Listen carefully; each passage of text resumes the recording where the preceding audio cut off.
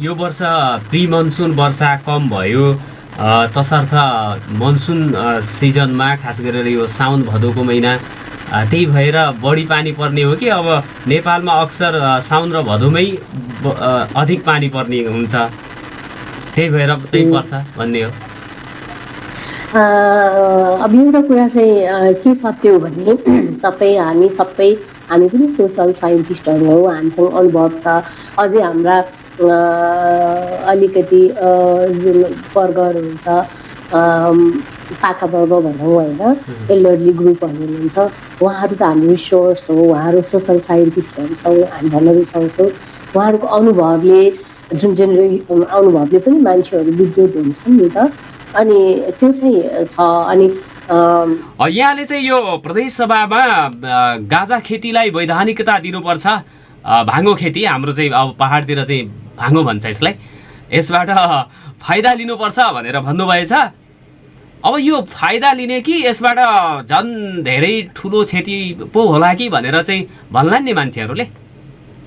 होइन, हिजोको हाम्रो प्रदेश सभाको मिटिङमा मैले कुरा उठाएको थिएँ। प्रदेश सभामा हामी नीति तथा कार्यक्रममा छलफल गर्दैछौँ। हजुर, त्यही क्रममा यो कुरा उठाएको हुँ। मैले एकदम गम्भीर भएर सिरियस भएर हाम्रो सुदूरपश्चिमको अझै बझाङ जिल्लाको मतलब यो देशकै सवालमा यो अति जरुरी छ भन्ने मलाई लागेर नै मैले कुरा उठाएको हो। तर यो अब कानुनी हिसाबले यो अवैधानिक मानिएको अहिलेसम्म, अन्तर्राष्ट्रिय हिसाबले पनि यसलाई वैधानिकता। नागरिक सवालमा म नारायण अवस्थी, प्रविधिमा साथ दिँदै हुनुहुन्छ आरडी र छोटुजीले। नागरिक सवाल दिनेश एफएम 93.8 मेगाहर्ज, दिनेश खबरको फेसबुक पेज, लम्कीमा रहेको लम्की एफएम मोबाइल एप्लिकेसन र अनलाइनबाट यहाँहरूले दिनहुँ सुन्न सक्नुहुन्छ, हप्ताको 6 दिन शनिबार बाहेक। र समसामयिक विषयवस्तुमा हामीले संवाद गर्ने गर्छौँ नागरिक सवालमा। आज मैले दुईवटा विषयवस्तुमा कुराकानी गर्नेछु। सर्वप्रथम हामी यो मौसम मनसुन लागिसकेको छ। यो वर्ष मौसम मनसुनमा निकै धेरै पानी पर्ने भनेर पूर्व अनुमान गरिएको छ। विज्ञहरूले, मौसमविदहरूले सो कुरा बताएका छन्। र यसै सन्दर्भमा यस वर्षको मनसुन वर्षा कस्तो हुन्छ भनेर जल तथा मौसम विज्ञान विभागका वरिष्ठ मौसमविद इन्दिरा कडेलसँग मैले कुराकानी गर्नेछु। उहाँ हाम्रो मेसेन्जर कलमा जोडिसक्नु भएको छ भने यसपछि 8 बजेपछि भने मैले प्रदेश सभाका माननीय प्रदेश सभा सदस्य देविकी मल्ल थापासँग कुराकानी गर्नेछु। उहाँले गाँजालाई वैधानिकता दिनु पर्यो र यसबाट फाइदा लिन सक्नु पर्यो भन्ने आवाज प्रदेश सभामा उठाउनु भएको छ। त्यो माग सरकारलाई गर्नुभएको छ। सो विषयमा पनि मैले कुराकानी गर्नेछु र त्यसपछि तपाईँहरूका टेलिफोन कल लिनेछु। हामीसँग कुराकानी गर्नको लागि वरिष्ठ मौसमविद इन्दिरा कडेल जोडिनु भएको छ। म्याम, यहाँलाई नागरिक सवालमा हार्दिक स्वागत छ। नमस्कार। हजुर, धन्यवाद। आराम हुनुहुन्छ? म्याम, यो अब जल तथा मौसम विज्ञान विभागका मौसमविदहरू अथवा नेपालका मौसमविदहरूले यो वर्ष अन्य वर्षको तुलनामा मनसुनी वर्षा अधिक हुने भनेर चाहिँ तपाईँहरूले अनुमान गर्नुभएको छ। अब नेपालमा सुरुमै भनिहालौँ, यो मनसुनी वर्षाको यो ट्रेन्ड चाहिँ कस्तो रहेको छ? सरदर कति वर्षा हुने गर्छ र यो वर्ष कति धेरै वर्षा हुने तपाईँहरूले अनुमान गर्नुभएको? धन्यवाद। तपाईँले राम्रो क्वेसन गर्नुभएको छ, जसले गर्दा चाहिँ तपाईँको श्रोताहरू, आमको जनमानसले यो विषयमा जानकारी प्राप्त गर्न सक्नुहुन्छ। जल तथा मौसम विज्ञान विभाग नेपालको एउटा योसँग, मौसमसँग, जलसँग सेवा प्रदान गर्ने निकाय हो। यसले चाहिँ हरेक वर्ष त्यो हामी सिजन भन्छौँ होइन, ऋतुगत पूर्वानुमान आकलनहरू गर्दै आइरहेको छ। हरेक वर्ष मनसुन सुरु हुनुभन्दा पहिले नेपाल लगायतका दक्षिण एसियाका यो 8वटा मुलुकहरू छ है, म्यानमार सहित, त्यो मुलुकहरू र अन्य देशका विज्ञहरू हामीसँगै बस्छौँ। त्यहाँ एउटा एसियाभरिको हावापानी कस्तो रहन्छ आगामी सिजनमा भनेर छलफल हुन्छ र त्यो छलफल भइसकेपछि विभिन्न यो क्लाइमेट मोडल भन्छौँ हामी नेपालीमा चाहिँ जलवायु प्रारूप भन्छौँ यस्तो मोडलहरू लगाएर अनि अहिलेको वातावरणीय अवस्था कस्तो छ सामुद्रिक अवस्थाहरू कस्तो छ त्यो सबै कुराहरूलाई मध्यनजर गर्दै जलवायु आकलनहरू गरेको हुन्छ त्यो आकलनहरू बारेमा छलफल हुन्छ त्यसलाई चाहिँ दक्षिण एसियाली जलवायु मञ्च पनि भन्ने गरेका छौँ नेपालीमा होइन south Asian climate outlook forum भन्छ इङ्ग्लिसमा त्यो चाहिँ अनि त्यसरी हामी त्यहाँ छलफल गरिसकेपछि दक्षिण एसियाभरिको लागि एउटा आकलन बनाउँछौँ अनि सँगसँगै त्यो आकलन र अनि हामी आफ्नो नेसनल आकलनहरू पनि बनाएर हामी जनमानसलाई दिन्छौँ अब नेपालले चाहिँ त्यही दक्षिण एसियाली यो जलवायु आकलन मञ्चले दिएको आकलनहरू वितरण गर्दै आइरहेको थियो विगतका केही वर्षहरूमा भने पोहोर सालदेखि मनसुन सुरु अगावै हाम्रो आफ्नो देशको को विशेष किसिमको आकलनहरू पनि बनाउन सुरु गरेको छ यो भनिराख्दाखेरि पहिला चाहिँ यहाँहरूले ऋतु भनेको के हो ऋतुगत आकलन भनेको के हो यो कसरी हुन्छ भन्ने कुरा चाहिँ बुझ्नुपर्ने हुन्छ नेपालमा हुने वर्षाको आधारमा ऋतुहरूलाई 4 भागमा विभाजन गरिएको छ अब अहिले सुरु भइरहेको मनसुन ऋतु हो यो अङ्ग्रेजी महिनाको जुन 1 तारिकदेखि सेप्टेम्बर महिनाको लास्टसम्म 30 तारिकसम्म चाहिँ अवधिलाई हामी मनसुन अवधि भन्छौँ अनि यो नेपाली महिनाअनुसार चाहिँ करिब जेठको 15तिरबाट असोजको 15सम्म हुन आउँछ अनि यही अवधिमा नै नेपालमा चाहिँ मनसुन भित्रिने र त्यो मनसुन प्रणालीले चाहिँ वर्षा गराउने र यही अवधिमा चाहिँ सकिने प्रायः जसो हुन्छ प्रायः जसो नेपालमा चाहिँ जुनको दोस्रो हप्ता योभन्दा अगाडि चाहिँ हामीहरूले जुन 13 भन्ने गरेका छौँ अहिले चाहिँ भर्खरै हामीहरूले नयाँ तथ्याङ्क निकालेका छौँ तथ्याङ्क प्राविधिक गरेका छौँ त्यसअनुसार चाहिँ जुन 13 चाहिँ मनसुन भित्रिने दिन भनेका छौँ होइन यो भनेको करिब जेठको अन्त्य 30-31 हुन्छ र अनि अक्टोबर 2 तारिकका दिन चाहिँ मनसुन सामान्यतया सकिन्छ भनेका छौँ त्यो भनेको करिब असोजको 15तिर हुन्छ र यसरी हेर्दाखेरि चाहिँ मनसुन चाहिँ यो करिब 12-13 दिनको रहन्छ नेपालमा अब यो अवधिमा चाहिँ जल तथा मौसम विज्ञान विभागले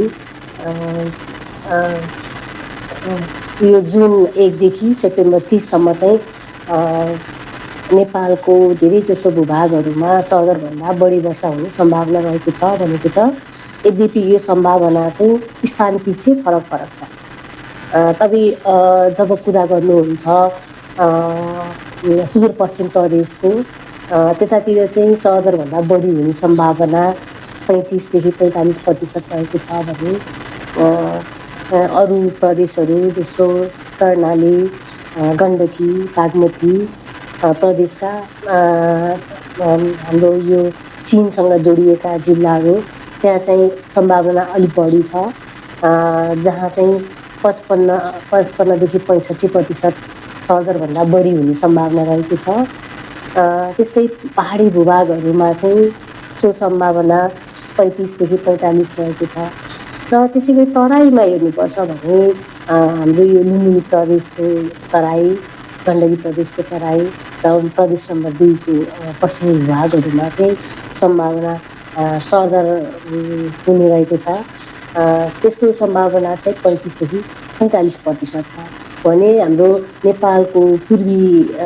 दक्षिण पूर्वी भागहरू जस्तो प्रदेश नम्बर 2 को पूर्वी भाग र प्रदेश नम्बर 1 को दक्षिणी भागहरूमा चाहिँ सर्दरभन्दा अलिक कम वर्षा हुने आकलन गरिएको छ त्यो सम्भावना चाहिँ थोरै छ 35 देखि 45% रहेको छ अब यसरी हेर्दाखेरि हामीहरूले चाहिँ अलिकति सम्भावनामा चाहिँ हेर्नुपर्ने हुन्छ जति बढी सम्भावना भयो त्यति बढी नै त्यस्तो अवस्था भनिएको अवस्था हुन सक्ने चाहिँ बढी विश्वसनीयता रह्यो।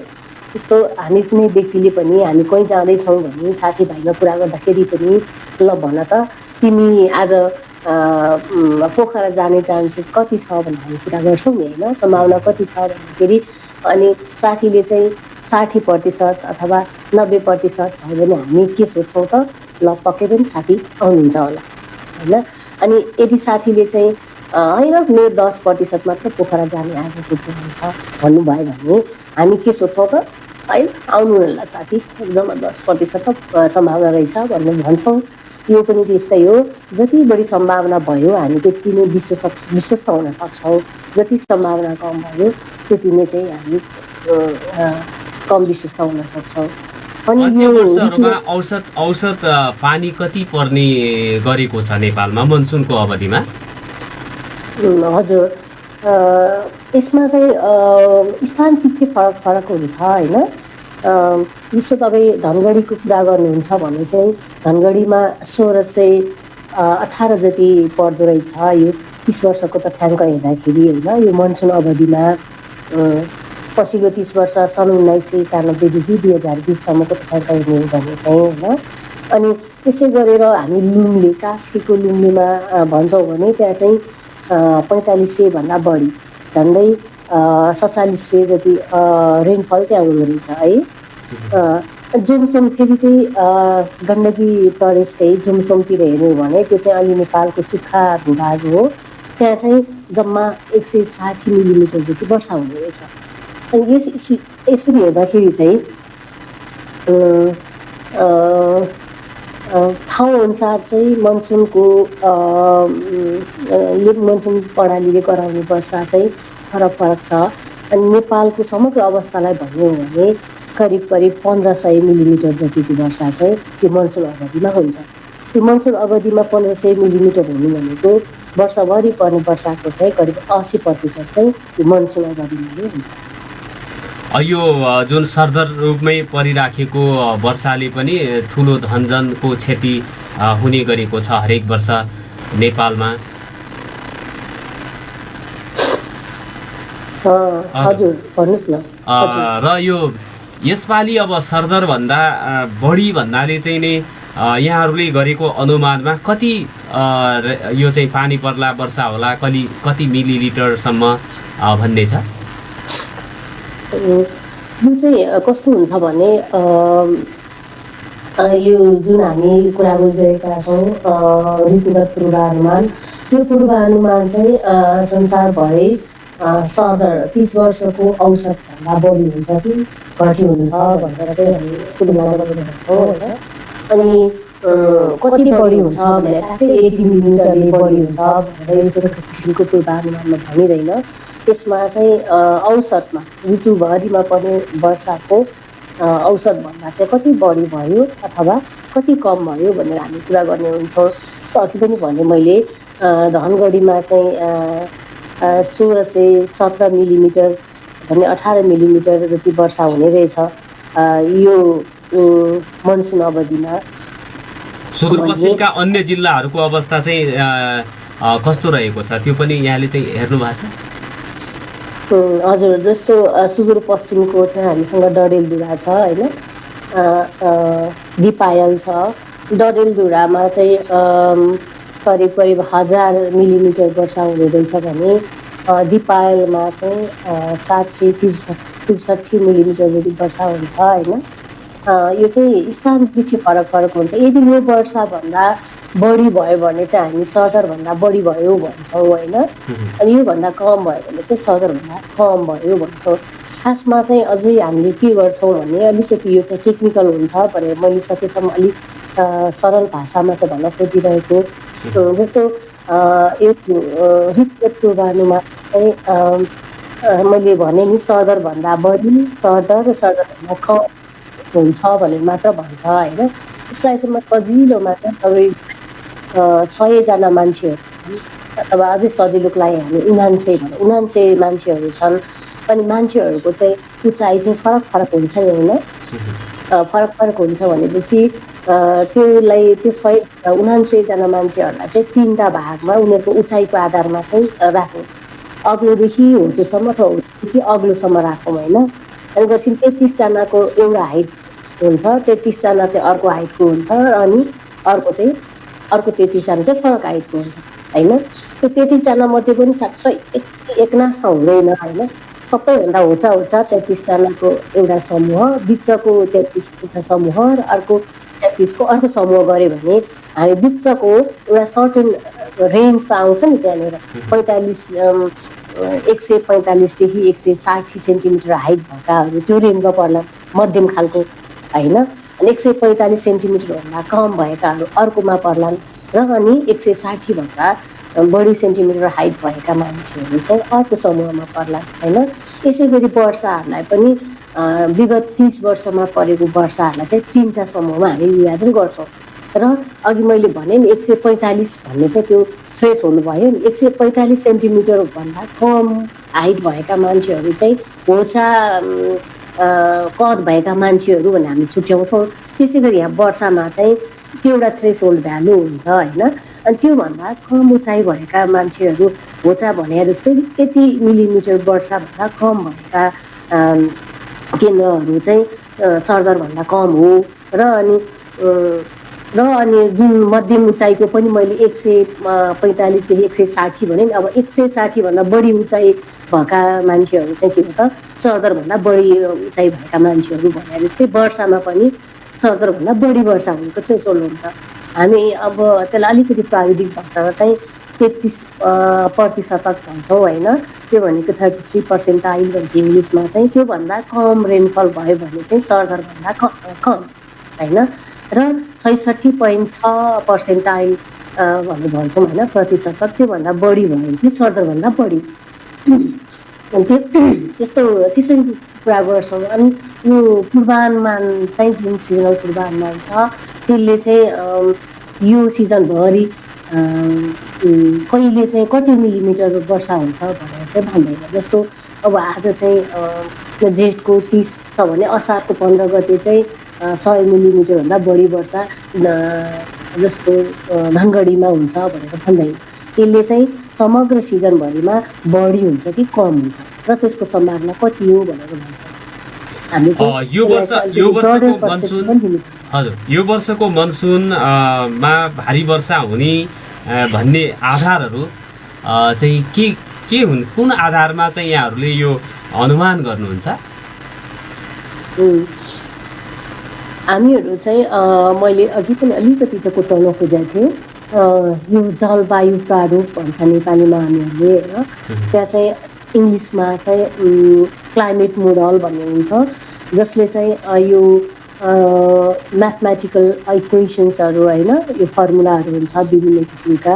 अनि त्यो फर्मुलाहरू कम्प्युटरमा राखेर कम्प्युटरले कुनै खालको रिसोर्स चाहिन्छ त्यसलाई, त्यस्तो खालको प्रारूपहरू होइन क्लाइमेट मोडलहरूले चाहिँ पूर्वानुमान गर्छ। अनि सँगसँगै चाहिँ हामीहरू क्लाइमेट मोडलको पूर्वानुमानसँगै अहिले भइरहेको वातावरणीय अवस्था यो चाहिँ र अनि सामुद्रिक अवस्थाहरू सबै कुराहरू अनि गत हिउँदमा परेका यो हिउँहरू त्यो धेरै कुराहरूलाई चाहिँ मध्यनजर गर्दै बनाउनु पर्ने हुन्छ। त्यो जलवायु प्रणाली अलि जटिल किसिमको हुन्छ, विभिन्न कुराहरूमा निर्भर हुन्छ। यसलाई चाहिँ हामीले 100% मोनिटरिङ गर्नु चाहिँ सक्दैनौँ। यो चाहिँ मैले अघि पनि भने हाम्रो नेपालको जलवायु हिन्द महासागर प्रशान्त महासागरदेखि यो वातावरणको विभिन्न यो वायुमण्डलको विभिन्न उचाइसम्मका गतिविधिहरूले प्रभाव रहन्छ र त्यहाँ के भइरहेको छ भनेर जान्न चाहिँ हामी सबै ठाउँमा के भइरहेको छ जान्न चाहिँ अहिले पनि विज्ञानले चाहिँ सकिसकेको छैन, सबै ठाउँमा पुग्न सकिसकेको छैन। अनि कति चाहिँ हामीले यस्तो भइरहेको छ भन्ने अनुमानको आधारमा गर्ने भएकोले पूर्वानुमानहरू चाहिँ कहिले पनि काहीँ पनि 100% चाहिँ हुँदैन, त्यहाँनिर चाहिँ अनसर्टेन्टीहरू हुन्छ।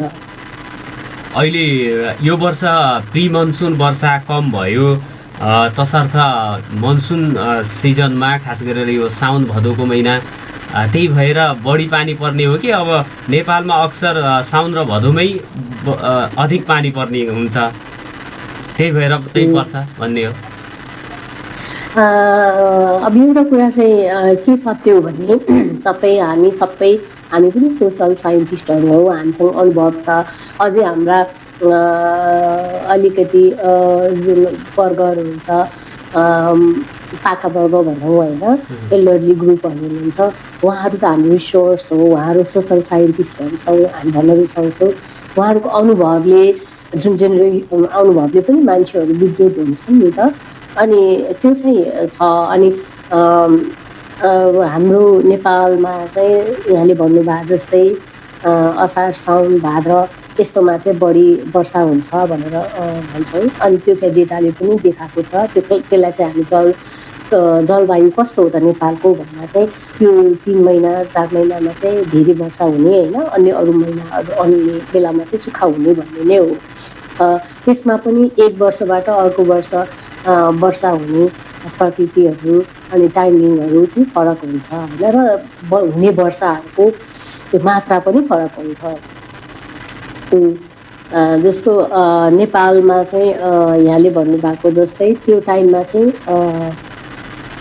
बढी हुन्छ र यो चाहिँ यतिकै भन्ने भन्दा पनि तथ्याङ्कले हामी मापन गरेको तथ्याङ्कले पनि देखाउँछ र क्लाइमेट मोडलहरूले पनि के अनुसारको देखाउँछ। नेपालको पूर्वी भागमा अधिक वर्षा हुने र पश्चिमतिर मनसुन सर्दै जाँदाखेरि तराई क्षेत्रमा बढी हुने, मध्य पहाडमा मध्यम वर्षा र उच्च अब हिमाली क्षेत्रमा निम्न वर्षा हुन्छ भन्ने कुरा त जहिले पनि हरेक वर्ष यही रहिरहन्छ। यसको ट्रेन्ड कि चेन्ज भइराखेको हुन्छ, परिवर्तन भइराखेको हुन्छ?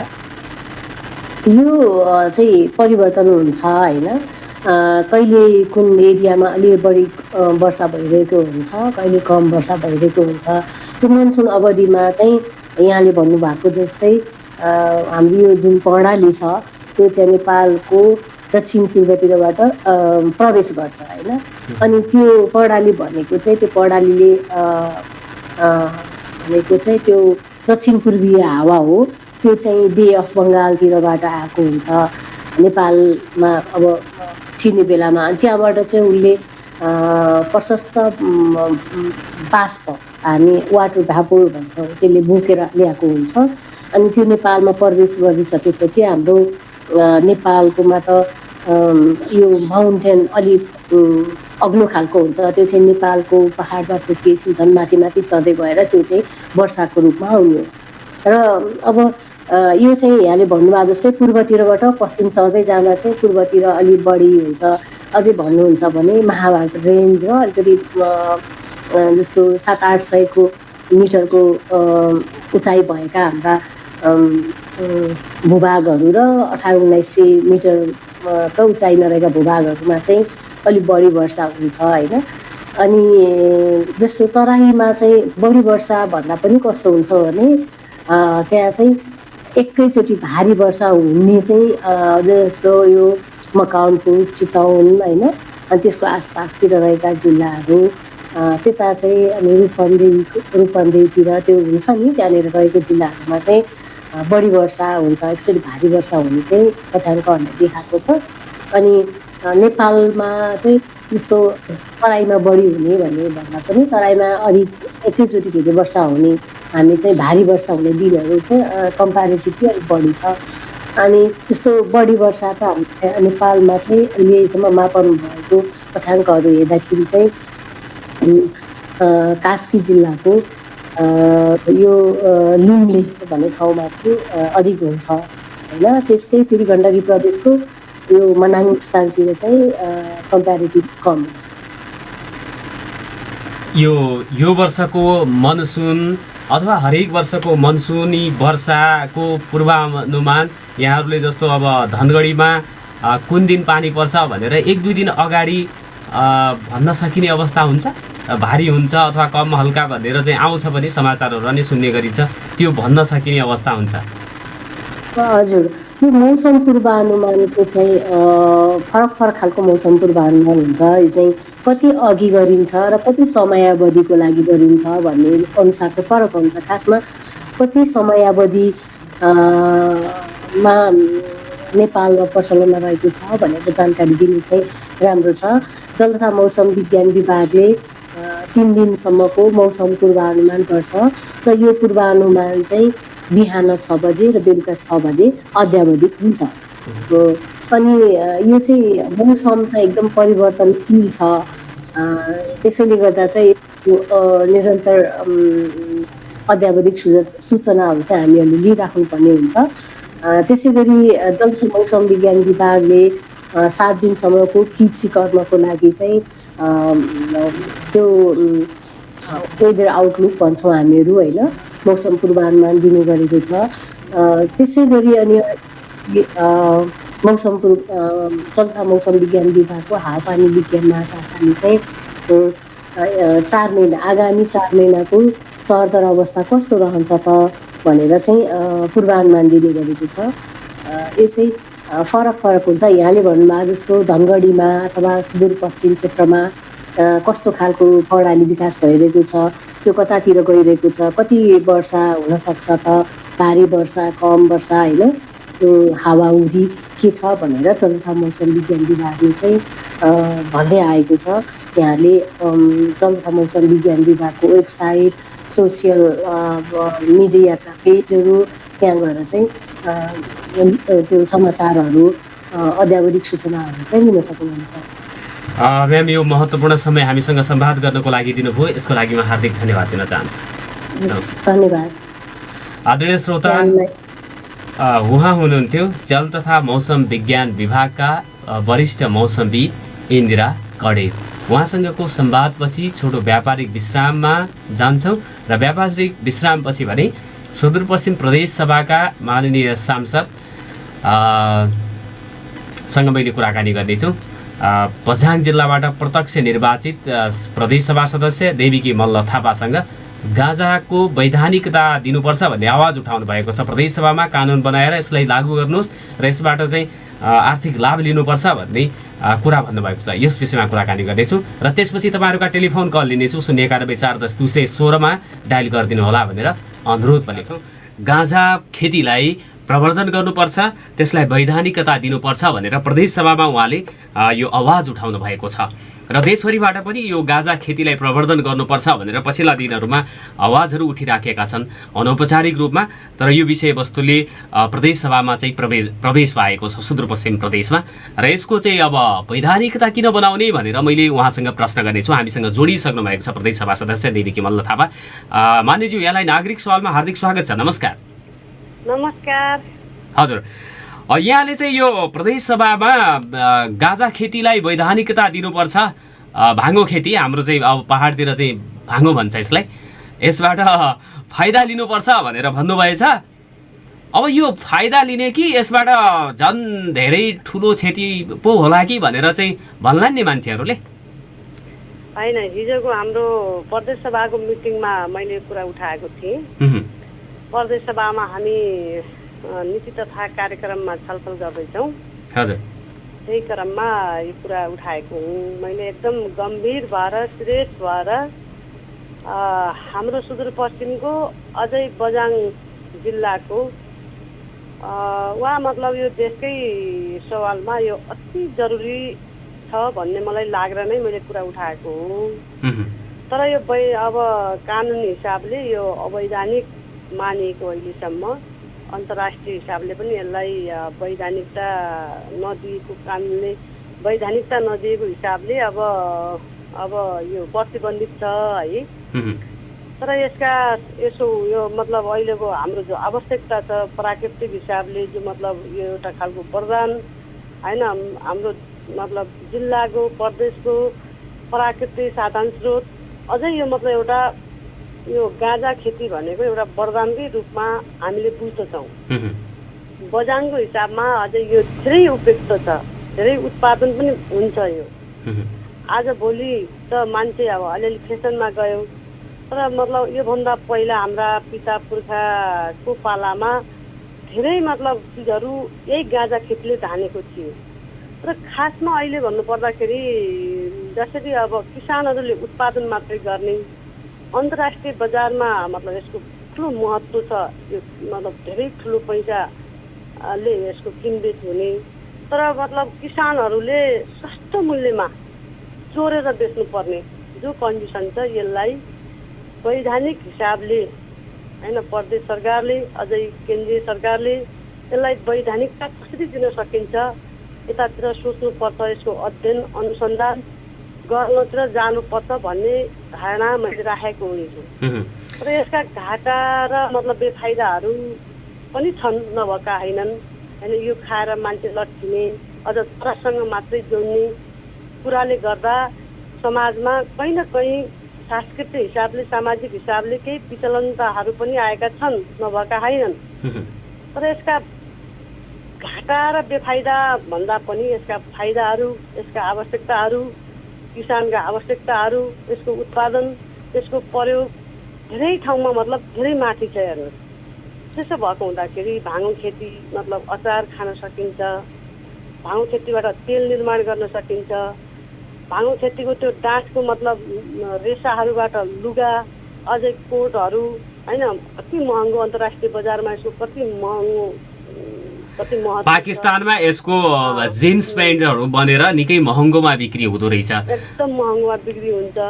त्यसैले यसको जो मतलब महत्त्व छ, यसको जो आवश्यकता छ, किसानहरूको जो आवश्यकता छ, होइन, पहिलेदेखि अहिलेसम्म जो यसको प्रयोग किसानहरूले मतलब वैधानिक हिसाबले गर्न नपाए पनि, चोरेर भए पनि मतलब जो उत्पादन गरेर आफ्नो जीविका उपार्जन गरेको छ, त्यसले यसको धेरै महत्त्व भएको हुँदाखेरि प्रदेश सभामा कुरा उठाएर प्रदेश सरकारले सुनोस्, त्यसको बारेमा अध्ययन अनुसन्धानतिर आफ्नो कार्य अगाडि बढाओस्, भर्खर बजेटमै मतलब यो विषयवस्तु आओस् भन्ने हिसाबले मैले हिजो कुरा उठाएको। एकदम जरुरी छ यो आवश्यकता ठाने। यो निकै महत्त्वपूर्ण विषयमा यहाँले चाहिँ अब सरकारको ध्यान आकर्षण गर्न खोज्नु भएको छ। यो भाङो अथवा गाँजाका उपयोगिताहरू जति धेरै छन् त्यो सबै उपयोगिताहरूलाई हामीले चाहिँ उपभोग गर्न सक्यो, उपयोग गर्न सक्यो भने त निकै फाइदा हुन्छ। अचार खानेदेखि लिएर कपडा बनाउनेदेखि लिएर यो अब हाम्रा घराइसी प्रयोजनका लागि पनि निकै यो भाङोको रेसाहरू प्रयोग हुने गर्दछ। यसलाई एउटा औद्योगिकरण को रूपमा विकास गर्न सकियो भने त नि यो समृद्धि हासिल गर्न सक्छ गाउँले पनि। त्यसका लागि प्रदेश सरकारले पहल गरोस् भन्ने आशय हो। यसमा तपाईँको पक्कै पनि एक्लै आवाज छ कि अरू प्रदेश सभा सदस्यहरूले पनि यो कुरालाई अब गम्भीरताका रूपमा चाहिँ लिनुभएको छ? अब यसको हिजो त सुरुमा मैले मात्रै उठाएको कुरो, तर प्रदेश सभाका सदस्यज्यूहरूले पनि सायद यसमा कुरो उठाउनुहुन्छ होला। यो प्रदेशको एकदम आवश्यक चिज हो यो जस्तो मलाई लाग्दछ।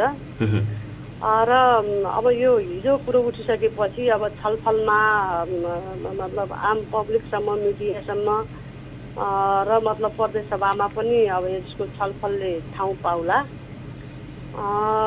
त्यसैले यो जरुरी भएर नै कुरो उठाइएको हो। यसको बारेमा व्यापक तरिकाले छलफल हुनुपर्छ। यहाँका विज्ञहरू, अनुसन्धानकर्ताहरू, यहाँको सरकार, यहाँका सबै राजनीतिक पार्टीहरू, यहाँका बौद्धिक स्तरका सबै मान्छेहरू, जनता लेभलसम्म यो व्यापक छलफल हुनुपर्छ भन्ने हिसाबले यसका नेगेटिभ पाटाहरू के हुन्, यसका पोजिटिभ पाटाहरू के हुन्, यसबाट मतलब किसानहरूलाई, जनसमुदायहरूलाई वा यहाँको मान्छेहरूलाई फाइदा कति छ भन्ने कुरामा व्यापक तरिकाले छलफल हुनु पर्यो नि त, बहस हुनु पर्यो नि त। त्यो हिसाबले मैले उठाएको। यो अर्को पक्ष बलियोसँग तथ्यहरू अब कसरी चाहिँ नेपालमा गाँजालाई अवैधानिक बनायो भन्ने त एउटा छ, त्यो इतिहासमा त्यो कुरा चाहिँ छ। तर अहिले अब यो विदेशमै जुन देशको दबावले नेपालमा गाँजालाई प्रतिबन्ध गरिएको थियो त्यो देशमा त अहिले धेरै राज्यहरूमा खुला रूपमै गाँजा बिक्री वितरण त्यो व्यावसायिक रूपमा अगाडि बढेको भन्ने समाचारहरू सुनिन्छ। नेपालले पनि अब यो एउटा प्राकृतिक चिकित्साको हिसाबले र आधुनिक यो औषधि विज्ञानमा पनि यसको प्रयोग हुन्छ भन्ने कुराहरू आएको छ। सँगसँगै यो एउटा चाहिँ उद्योगको रूपमा स्थापना गर्न सकिन्छ भन्नका लागि अब नीति निर्माण तहमा बस्ने तपाईँहरूले चाहिँ अलि यो विषयलाई गम्भीरतापूर्वक ल्याउनु भएपछि त यो पक्कै पनि बहसको विषय बन्छ होला। यो तपाईँले चाहिँ विचार व्यक्त गरिसकेपछि व्यक्तिगत रूपमै पनि तपाईँलाई कस्तो चाहिँ प्रतिक्रिया आएको छ? जसमा यहाँको मतलब सबै मान्छेहरूमा सकारात्मक सोच नै पैदा भएको छ हिजो यो कुरा उठिसकेपछि। धेरै मिडियाहरूले धेरै मतलब सामाजिक सञ्जालमा पनि यो ठिक छ धन्यवाद छ भन्ने कुराहरू आएको छ। त्यसैले यसको उपयोगिताहरूको बारेमा अझै बहस हुनुपर्छ। हेर्नुहोस्, पहाडतिर हेर्नुहोस्, यसबाट घर बनाउन सकिन्छ। चिसोको बेला मतलब एकदम न्यानो हुने, तातोको बेला एकदम शीतल हुने खालको घर बन्न सक्छ। यसको रेसाबाट त्यस्तो महँगो मतलब अन्तर्राष्ट्रिय बजारसम्म जाने लुगा बन्न सक्छ। यसबाट तेल बन्न सक्छ, अचार बन्न सक्छ। गाँजा भनेपछि मतलब धेरै औषधिहरूको, क्यान्सर लगायतका मतलब धेरै औषधिहरूको उपचारमा यो औषधि बन्छ। यति मतलब यसबाट धेरै फाइदा भइसकेपछि यसका बारेमा छलफल किन नचलाउने? छलफल चलाउनु पर्यो। फेरि राष्ट्रिय स्तरमा पनि कुरो उठिरहेको छ, अरू प्रदेशमा पनि यसको कहीँ न कहीँ कुरो उठिरहेको छ। अझै हाम्रो प्रदेशमा, अझै मेरो जिल्लामा बाजुरा बझाङमा यसको अति नै महत्त्व छ। त्यसो भएको हुँदाखेरि यसको बारेमा छलफल चलाइयोस्, बहस चलाइयोस्। र प्रदेश सरकारले पनि केही न केही धारणा बनाउनु पर्छ। यहाँ मात्रै नै, यहाँबाट मतलब केन्द्रीय सरकारसम्म पनि यो कुराहरू छलफलका लागि माग गर्नुपर्छ भन्ने हिसाबले होइन मैले यो कुरा अगाडि बढाइदिएको हो, कुरा राखेको हो। यो सार्वजनिक रूपमा तपाईँहरूले अब सार्वजनिक पद धारण गरेको व्यक्तिहरूले केही अभिव्यक्ति दियो भने त्यसको पक्षमा विपक्षमा चर्चा सुरु भइहाल्छ, सामाजिक सञ्जालदेखि लिएर अब यो चाहिँ आम सञ्चार माध्यमहरूमा पनि। तपाईँको यो धारणाको आलोचना हुने गरी त मैले पनि यो हेर्दाखेरि तपाईँको विचारलाई आलोचना गरेर लेखेको चाहिँ भेटाएन। भनेपछि तपाईँले उठाएको विषयवस्तुमा जनसमर्थन छ भन्ने हो। अब यसलाई अब अगाडि बढाउनको लागि प्रदेश सभाका तपाईँ माननीय सदस्यज्यूहरूले अगाडि बढाउनुहुन्छ र यसमा घनीभूत छलफल गरेर यसलाई वैधानिकता दिएर यो एउटा उद्योगको रूपमा गाँजा खेतीलाई चाहिँ व्यवस्थित गर्न सकिन्छ भन्ने लागेको छ। एकदम अब यो कस्तो छ भने अब यो हामी समृद्धिको लागि मतलब जनतालाई सुशासन दिने, समृद्धि गराउने अनि मतलब नयाँ तरिकाले जो विकास गरेर जाने मतलब ध्येयका साथ हामी अगाडि बढिरहेका छौँ नि नयाँ व्यवस्थामा, होइन नयाँ संरचना सहितको व्यवस्थामा जो हामी अगाडि बढिरहेका छौँ। मतलब हाम्रो समृद्धिको पहिलो आधार भनेको त उत्पादन नै होला भन्ने लाग्छ मलाई, किनभने हाम्रो कृषि प्रधान देश पनि हो। अझै हाम्रो प्रदेशको कम लगानीमा बढी फाइदा लिने क्षेत्र पनि हो होइन। हो, सबै स्थितिलाई हेर्दाखेरि अझै यहाँको मतलब पहिलो आधार, प्रमुख आधार भनेको कृषि नै होला, मतलब उत्पादन नै होला भन्ने मलाई लाग्छ। पर्यटनको सवालमा अनि मतलब अरू सवालमा पनि धेरै सम्भावनाहरू छन्। जडीबुटीका कुराहरू मतलब जल जङ्गलका कुराहरू छन्, पर्याप्त कुराहरू छन्। तर यहाँको पहिलो आधार भनेको उत्पादन नै हो। उत्पादनलाई नै हामीले बढुवा दिएर, उत्पादनलाई नै मतलब हामीले बढी लगानी गरेर हामी अगाडि बढ्न सक्यौँ भने हाम्रो प्रदेशमा समृद्धि ल्याउने कुराहरू त्यति अप्ठ्यारो छैन, यो चाँडै हुन्छ भन्नेमा मेरो अर्को विश्वास हो। त्यो म त्यसमा पनि दृढ छु। मैले प्रदेश सभामा जति बोल्छु, मतलब जे बोल्छु, मैले उत्पादनलाई नै जोड दिनुपर्छ भन्छु। अनि उत्पादनका लागि चाहिने आवश्यक मतलब पूर्वाधारहरू, आवश्यक मतलब सामग्रीहरू के हुन् त्यसको लागि प्रदेश सरकारले यहाँ खर्च गर्नु पर्यो होइन। मैले हिजो पनि बोलेँ, प्रदेश सरकारले नयाँ आर्थिक वर्षको नीति तथा कार्यक्रम त पेश गर्यो, तर यो नीति तथा कार्यक्रम असाध्यै राम्रो छ। तर यसलाई बजेटमा व्यक्त गर्ने बेला हामीले ठाउँ छनौट गर्ने, भूगोल छनौट गर्ने, मतलब अनि समुदायहरू, समूहहरू छनौट गर्ने बेला विशेष ख्याल गर्नुपर्छ। हाम्रो नपुगेको कुरा यहाँनिर हो। त्यसैले हामीले उत्पादनको क्षेत्रलाई विशेष जोड गर्नुपर्छ भन्ने सिलसिलामै मैले मतलब गाँजा खेतीको कुरा उठाइएको हो। किनभने बझाङ जिल्लामा अझै गाँजा खेती यति जरुरी छ, यति आवश्यकता छ, यति उत्पादन हुन्छ। पहिलेदेखि अहिलेसम्म इतिहासभरि मतलब गाँजा खेतीले त्यहाँको मान्छेको जीविका उपार्जन भएको हो। अझै त्यसलाई हजुरले भने जस्तै उद्योगको रूपमा होइन हामीले समृद्धिको एउटा अर्को आधार भनेको त साना उद्योगदेखि मतलब उद्योग स्थापना गर्नुपर्दछ होइन। उत्पादन नभइकन, प्रोडक्सन नभइकन आफ्नो देशमा आफ्नो प्रदेशमा त्यो मतलब नभइकन त हामी समृद्धितिर जान सक्दैनौँ। ल्याउने बेला सबै विदेशको सामान ल्याएर प्रयोग गर्ने अनि आफ्नो देशमा भाषण मतलब कार्यक्रम मतलब के अरे समृद्धिका गर्ने त्यो त सम्भव हुँदैन नि। ती सबै सिलसिलामा ती सबै सवालमा होइन प्रदेशलाई साँच्चै मतलब नयाँ स्तरमा उठाउने सवालमा समृद्धितिर लैजाने सवालमा पनि यो गाँजा खेती असाध्यै आवश्यक छ। यसका नेगेटिभ कुराहरूलाई खाने प्रयोग गर्ने जो यसको मतलब गलत प्रचार छ ती नेगेटिभ पार्टहरूलाई कसरी घटाउने कसरी हटाउने र यसका मतलब उपयोक्ताहरूलाई मतलब यसका फाइदाजनक कुराहरूलाई कसरी बढाउने त्यतातिर प्रदेश सरकारले विशेष तरिकाले सोच्नु पर्दछ। त्यो धारणा बनाउनु पर्दछ। प्रदेश सभाका सबै माननीयहरूले पनि यो कुरामा बहस चलाउँ र प्रदेश सरकारले पनि आफ्नो खेल्नुपर्ने भूमिकामा एकदम सिरियसली लाग्नु पर्दछ र अबको बन्ने कार्यक्रम अबको बन्ने बजेट विशेष तरिकाले ठाउँ भूगोल मतलब स्पोर्ट छनौट गर्ने बेला वा मतलब समुदाय र मतलब समूहहरूलाई छनौट गर्ने बेला विशेष ख्याल गर्नुपर्छ भन्नेमा नै थियो मेरो जोड। हवस्, यो एउटा सान्दर्भिक विषयवस्तुमा बहस गर्ने एउटा माहौल सिर्जना गर्नुभएको छ यहाँको विचारले र यसलाई हामीले पनि एउटा यो बहस र छलफलको विषयवस्तु बनाउनेछौँ। सञ्चार माध्यमको तर्फबाट हामीलाई कुराकानी गर्नको लागि समय दिनुभयो, यसको लागि धन्यवाद छ। हो, एकैछिन म यो जसो अब खास गरी अब विशेष भूमिका तपाईँहरूको पनि छ, मिडियाकर्मीहरू सञ्चारकर्मीहरूको पनि छ। हामी सबै मतलब जुन जुन क्षेत्रमा हामीले मतलब आफ्ना गतिविधिहरू कार्यक्रमहरू काम कारबाहीहरू जिम्मेवारीहरू अगाडि बढाएको भए तापनि हामी सबै यो सुदूरपश्चिम प्रदेशको मान्छे पनि हो। सुदूरपश्चिम प्रदेशको विकास कसरी गर्ने, यसलाई समृद्धितिर कसरी लैजाने, यसका नपुगेका कुराहरूलाई मतलब कसरी मतलब हामीले सिर्जना गर्ने भन्ने सवालमा तपाईँ हामी सबैको एउटै दायित्व छ, उत्तिकै दायित्व छ, उत्तिकै जिम्मेवारी छ।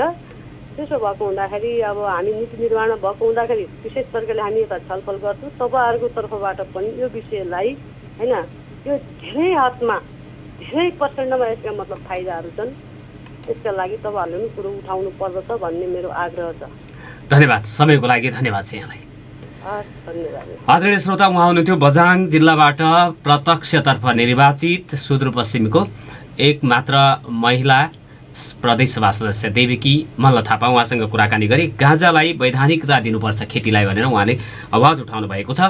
र घटना र विचार पत्रिकामा प्रकाशित तत्काल किन जरुरी छ नेपालमा गाँजाको गैर अपराधीकरण भनेर लेख प्रकाशित भएको छ। नारायण घिमिरेले लेख्नु भएको छ। यसको केही तथ्यहरू म यहाँहरू समक्ष प्रस्तुत गर्नेछु। 091 410 216 मा तपाईँहरूका टेलिफोन कल पनि लिनेछु। गाँजाकै विषयमा पनि तपाईँहरूले आफ्नो विचार अथवा धारणा चाहिँ व्यक्त गर्न सक्नुहुनेछ भनेर 091 410 216 तपाईँहरूको फोनका लागि खुला गरेको छु। र संसारभरमा झन्डै 3.8% भन्दा धेरैले गाँजा प्रतिबन्ध गरियोस् वा नगरियोस् त्यसको पूर्ण व्यवस्था गर्दै गाँजाको नियमित वा सामाजिक पर्वहरूमा वा सामाजिक भेटघाटहरूमा गाँजा सेवन गर्ने अवस्था रहेको संयुक्त राष्ट्रसङ्घले को तथ्याङ्कले बताएको छ। नेपालमा गाँजाले अन्य उद्योग धन्दाले भन्दा चाँडो कम खर्चमा रोजगारी सिर्जना गर्नेछ। खेर गइरहेको जमिनमा सम्भव हुने गाँजाको उब्जनी युवाहरूको उच्च आकर्षणको विषय बन्नेछ। प्रयोगशालामा भएको 10,000 भन्दा धेरै अनुसन्धानले गाँजा 480 भन्दा धेरै केमिकल पदार्थबाट बनेको, जसमा 100 भन्दा बढी त औषधीय क्यानाबिनोइड रहेको प्रमाणित गरिदिएको छ। आज अन्दाजी 700 भन्दा धेरै स्वास्थ्य सम्बन्धी विकृतिमा गाँजा उपयोगी हुने तथा हजार औषधिहरूमा उपयोग हुने अवस्था आएको छ। औषधि बाहेक मालिस गर्ने क्रिम, तेलहरू, कस्मेटिक लगायत मनोरञ्जनात्मक गैर औषधीय पदार्थ, धूमपान, भेप र खाना तथा पेय, रक्सीको विकल्पको ड्रिङ्कमा आदि समेतमा गाँजा उपयोग आउन थालेको छ। निकै छिट्टै संसारभर गाँजा रक्सी जस्तै नियन्त्रित तर खुला बिक्री वितरण हुने पदार्थ बन्दैछ। नेपालमा गाँजा खेती गर्न र प्रशोधन गर्न कानुनी स्वीकृति दिनुले संसारमा हुने मध्येको उच्च गुणस्तरमा नेपालमा उत्पादन हुने गाँजाको आफ्नो प्राविधिक र आर्थिक हैसियत अनुसारको नेपालले फाइदा उठाउन सक्ने छ दियो भनेर चाहिँ उहाँले विचार व्यक्त गर्नुभएको छ। जस्तै गाँजाको कोपिला, पात, डाँठ, जरा, चोप तथा तिनीहरूको एक्सट्रैक्ट चूर्ण, लोक्ता, सिटा तथा तरल र ठोस उत्पादन बेच्ने, गाँजाको बिरुवा, बिउ, कलमी गरेको बिरुवा, हाइब्रिड बिरुवा आदि बेच्ने गर्यो भने फाइदा लिन सकिन्छ भने मुलुककै दुर्भाग्य मान्नुपर्दछ। जति बेला आधुनिक औषधि विज्ञानले आफ्नो 10औं हजार परीक्षणहरूबाट शताब्दीऔँ अघि वेद र यजुर्वेदमा आयुर्वेदमा लेखिएका तथ्यहरू सत्य रहेको प्रमाणित गरी कानुनी रूपमै औषधीय र मनोरञ्जनात्मक प्रयोजनमा गाँजा ल्याइरहँदा नेपालमा भने गाँजाको खेती र कारोबारीलाई तस्करी ठानी पुलिस प्रशासनले नियन्त्रण गरिरहेको छ। राजनीतिक रूपमा सक्रिय रहेका मुलुकका नेतागणहरूलाई ग्रामीण किसान र गरिब जनताको पीडा बोध हुन सकिराखेको छैन भनेर नारायण घिमिरेको विचार मैले यहाँनिर प्रस्तुत गरेँ। 091400216 मा तपाईँहरूको टेलिफोन कल लिनेछु। यसै गरी गाँजामा 191 भन्दा बढी प्राचीन आयुर्वेदिक औषधि सेवन गरिरहेका बिरामी, जोखिमपूर्ण छारे रोगको औषधि सेवन गर्दै गरेका बालबालिका, क्यान्सरको रोगबाट मुक्ति पाउन घर र अस्पतालमा चरम दर्द घटाउने औषधि, पेनकिलरका रूपमा गाँजाको तेलको मालिस लिइरहँदा आफन्त, युद्ध वा यातनापूर्ण कारबाहीको दर्द घटाउन गाँजाको प्रयोग गरिरहेका राष्ट्र सेवक, सैनिक, प्रहरी तथा अन्य पीडित मानिसलाई समेत लागु औषध नियन्त्रण ऐन 2033 ले अपराधी करार गरिरहेको छ। गाँजा सेवनलाई जघन्य अपराध करार गरिनु नेपाली परम्परा, संस्कृति, सामाजिक मान्यता र आयुर्वेदिक विश्वास विरुद्ध छ। प्रत्यक्ष विदेशी हस्तक्षेप मार्फत लादिएको जनविश्वास विरुद्धको उक्त कानुनी व्यवस्थाले कानुनी राज्यकै गम्भीर उपहास समेत गरिरहेको छ। 2019 मा प्रकाशित विश्व ड्रग रिपोर्ट अनुसार 2017 मा संसारमा 5091 टन सुकेको गाँजा, 1161 टन चरेस, 9 टन केटामाइन, 3.5 टन गाँजाको नसादायक हेलोसिनेजिन उत्पादन भएको र 188 मिलियन गाँजा सेवन गर्ने गरिएको भेटियो, जसमा विगत वर्षभन्दा 2017 मा सुकेको गाँजाको सेवन गर्ने 7% बढेको हुँदाहुँदै नसादायक हेलोसिनिजन खानेहरू 7 गुणाले बढेको देखिन्थ्यो। अर्कोतर्फ केटामाइन खाने 34% र चरेस लगायतका गाँजाको रेजिन सेवन गर्नेहरू 31% घटेको डेटा छ।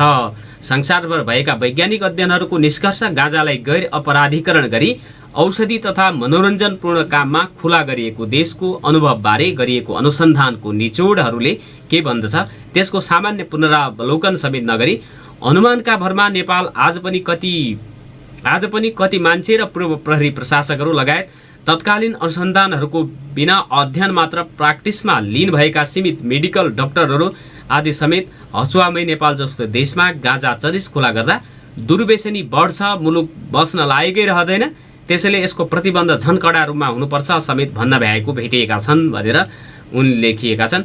Institute of medicine of the nations academy of साइन्सका अनुसार आनन्दका लागि सुर्ती खाने सिकारुमा 32% सुर्तीको अम्मली बनेको भेटियो। रक्सी पिउने सिकारुमध्ये 15% रक्सीको अम्मली भएको देखियो। गाँजा खाने सिकारुमा मात्र 9% मात्र गाँजाको वास्तविक अम्मली बनेको पाइएको छ भनेर एउटा अनुसन्धानको विवरण पनि उहाँले राख्नु भएको छ। आयुर्वेदमा 13 फरक डोजेज फर्ममा 191 आन्तरिक, 187 फर्मुला र बाहिरी 4 फर्मुला भन्दा धेरै ओखतीहरूमा गाँजाको प्रयोग भएको भेटिन्छ। त्यसमा पनि मुख्यतया 111 हर्बल मिनरल मेटल हाली बन्ने प्राकृतिक रस प्राकृतिक ओखती, 30 थरी ट्याब्लेट वा गुटिका, 17 थरी पाउडर वा चूर्ण, 9 थरी मिठाई जस्तो अवलेह, 4 थरी रक्सी तेल मिश्रित अस्म, 3 थरी डिकोकसन मतलब कबाथा र ग्रन्थ, 1 अल्कोहलिक वा अरिष्ट, 1 मोदका वा बोलस, 1 सप्ताह वा एसेन्सका लोह फलाममा आधारित तथा अन्य उत्पादनहरू भेटेका देखिन्छन् गाँजा भएको भनेर लेखिनु भएको छ। गाँजा ओखतीको रूपमा प्रयोग गर्दा सफा गरेर वा शुद्धिकरण पश्चात मात्र प्रयोग हुने गर्थ्यो, जसमा मूलतः 3 विधि अपनाउने गरिन्थ्यो। पहिलोमा गाँजाको पातलाई सिरकको खोल हुने कपडाले बाँधेर पानीमा हरियो नाउन्जेल हातले मिची पात नभत्कने गरी सफा गरिन्थ्यो। त्यसपछि घाम नभएको ओझेलमा राखी सुकाएर सुकेपछि ओखतीमा हाल्न तयारी पदार्थ बन्दथ्यो भनेर उहाँले निकै लामो लेख नै प्रकाशित गर्नुभएको छ।